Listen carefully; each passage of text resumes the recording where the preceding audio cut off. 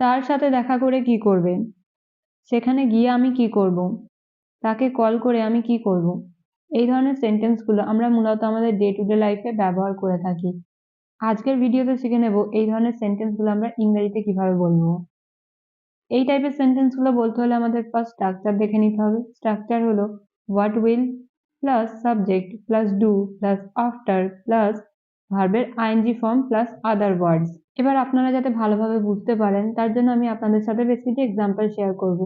First example হলো তার সাথে দেখা করে কি করবে? এটার ইংরাজি হবে what will you do after meeting her. What will you do after meeting her. সেখানে গিয়ে আমি কি করব? What will I do after going there? What will I do after going there? তাকে কল করে আমি কি করব?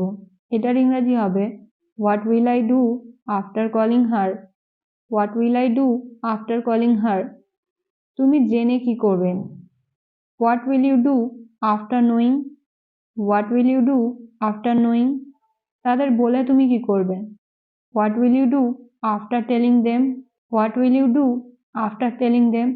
এবার আপনারা স্ক্রিনে দুটো সেন্টেন্স দেখতে পাচ্ছেন। এই দুটো সেন্টেন্সের ইংরেজি কি হবে আপনারা কমেন্টে লিখে জানাবেন। যদি ভিডিওটা হেল্পফুল মনে হয় অবশ্যই লাইক অ্যান্ড শেয়ার করবেন।